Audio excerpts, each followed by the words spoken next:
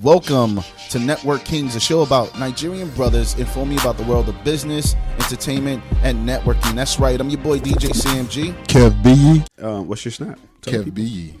I'm on all social media. I'm KevBiyi. Spell it for Very them, easy Kev. to find. K-E-V as in Victor, B as in boy, I-Y-I. It's all about SGM World. SGM WORLD.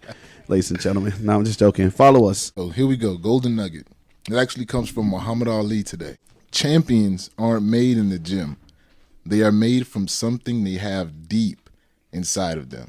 When you're a champion, it doesn't matter of people's opinions or whatever accolades you may gain, because you're not doing it for those accolades or trophies or that recognition. You're doing it because it's something inside of you that's driving you. All of us have a talent or a gift that's inside of us that drives us and keeps us going. Correct. So you've been talking about champions lately. Last week it was about champions. This week is about champions. Is there something you want to get off your chest? Because it's the day after Super Bowl. You was hoping for a certain team during Super Bowl. Who'd you go for? I really didn't care who won this last Super Bowl. Is that right? Yes, because I'm a Cowboys fan, and if the Cowboys aren't in it, unfortunately, I'm not really that interested. One of the coaches that works at the school I work at. Oh, okay. He's a football coach. He's the head football coach at American, and he mentioned that it's about making adjustments. Tom Brady made adjustment in the second half of the game. He realized what was going on, and he switched up his platform. He switched up what he had to do in order to win. What is stopping you from succeeding and making adjustments? And adjustments have to do with timing. Adjustments have to do with self-recognition. Adjustments have to do with humility. It's going to be tough. You know, you might get out the gate in your business winning because you have the greatest idea in the beginning.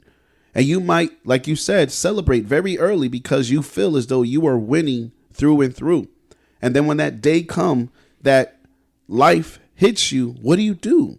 Do you lay down or do you adjust and keep fighting through to the end? To add to what you said, the measure of a man is what does he do when that adversity comes. And that's the difference. A lot of entrepreneurs, like you said, when they hit that wall, they hit that first roadblock, they kind of, I tried anyways. Or, maybe it's not for me. Instead of maybe making an adjustment, correct, you just continue to reinvent and readjust yourself until you get it right. Failure is just an event. It's not a characteristic. Mm-hmm. When it happens, it's just there to teach you, okay, this way didn't work. But maybe if I add a little sauce or spin around a little bit, this way it might work. What I had to come to the realization is that failure is steps to success. You know, you're building a ladder, and every step on there has to be failure because success doesn't grow you. Failure grows you. A lot of times we like to try to ask people what was their blueprint. Everybody has their own journey, but a lot of times we're looking for somebody to tell us, okay, what do I do next? We have to understand that there are ways to be successcul, but there isn't one way to be successful. That's what's up. So man, back to your defense wins championships comment, Golden Nugget from the last week. Yeah. How does that fare in Super Bowl? The defense Patriots didn't win. Tom Brady won the Super Bowl. You're taking the interpretation of the Golden Nugget literally, and that's fine. There's different levels to this thing. What I'm talking about is more metaphorically speaking. It doesn't matter what type of adversity is going to come. Just keep fighting until the end, and whatever happens, happens. We're going to fight like champions. I had a meeting today with the radio station that I work with, 880 The Biz, just talking about, you know, how the show vamps and all those different things. Just wanted to give a quick plug to them and shout out to them, Jesse, Nora, and Dr. Isa. But the next level thought that I'm going to close out with, Kev, and it comes from basically that meeting, and that is don't be afraid to speak your mind.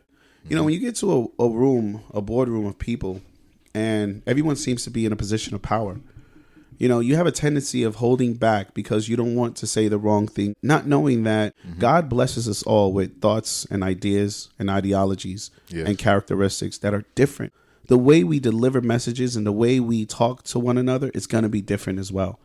Not being afraid to speak up in a room full of powerful people because you have an opinion to voice, that is key. Because what you are keeping from the world might be something to save the masses.